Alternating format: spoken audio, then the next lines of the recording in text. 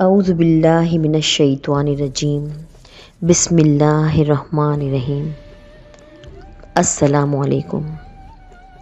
مسند حافظ ابوالیلی میں حدیث ہے کہ حضور اکرم صلی اللہ علیہ وسلم پر کئی دن بغیر کچھ کھائے پیے گزر گئے۔ بھوک سے آپ صلی اللہ علیہ وسلم کو تکلیف ہونے لگی۔ آپ اپنی سب بیویوں کے گھر ہو آئے لیکن کہیں بھی کچھ نہ پایا۔ حضرت فاطمہ رضی اللہ تعالیٰ عنہا کے پاس آئے اور دریافت فرمایا کہ بیٹا تمہارے پاس کچھ ہے کہ میں کھا لوں؟ مجھے بہت بھوک لگ رہی ہے۔ وہاں سے بھی یہی جواب ملا، حضور صلی اللہ علیہ وسلم پر میرے ماں باپ قربان ہوں، کچھ بھی نہیں۔ اللہ کے نبی صلی اللہ علیہ وسلم وہاں سے نکلے ہی تھے کہ حضرت فاطمہ رضی اللہ تعالیٰ عنہا کی لونڈی نے 2 روٹیاں اور گوشت کا ٹکڑا حضرت فاطمہ رضی اللہ تعالیٰ عنہا کے پاس بھیجا۔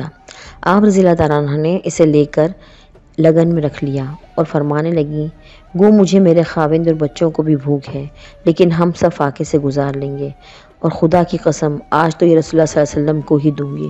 پھر حضرت حسن یا حضرت حسین رضی اللہ تعالیٰ عنہ کو آپ صلی اللہ علیہ وسلم کی خدمت میں بھیجا کہ آپ صلی اللہ علیہ وسلم کو بلا لائیں۔ حضور اکرم صلی اللہ علیہ وسلم راستے میں ہی تھے، لوٹ آئے، کہنے لگے میرے ماں باپ آپ پر فدا ہوں، خدا تعالیٰ نے کچھ بھجوایا ہے جسے میں نے آپ صلی اللہ علیہ وسلم کے لیے چھپا کر رکھ دیا ہے۔ آپ صلی اللہ علیہ وسلم نے فرمایا، پیاری بچی لے آؤ۔ اب جو کنڈا کھولا تو دیکھتے ہیں کہ برتن روٹی اور گوشت سے بھرا ہوا ہے۔ دیکھ کر حیران ہو گئی لیکن فوراً سمجھ گئیں کہ اللہ تعالیٰ کی طرف سے اس میں برکت نازل ہو گئی ہے۔ اللہ کا شکر کیا، نبی خدا پر درود پڑھا اور آپ صلی اللہ علیہ وسلم کے پاس لا کر پیش کر دیا۔ آپ صلی اللہ علیہ وسلم نے بھی اسے دیکھ کر خدا کی تعریف کی اور دریافت فرمایا کہ بیٹی یہ کہاں سے آیا؟ جواب دیا، ابا جان خدا تعالیٰ کے پاس سے، وہ جسے چاہے بے حساب روزی دے۔ آپ صلی اللہ علیہ وسلم نے فرمایا، خدا تعالیٰ کا شکر ہے کہ اے پیاری بچی تجھے بھی اللہ تعالیٰ نے بنی اسرائیل کی تمام عورتوں کی سردار یعنی حضرت مریم رضی اللہ تعالیٰ عنہا جیسا کر دیا۔ انہیں جب کبھی اللہ تعالیٰ کو کوئی چیز عطا فرماتا اور ان سے پوچھا جاتا تو یہی جواب دیا کرتی تھی کہ خدا کے پاس سے آیا ہے۔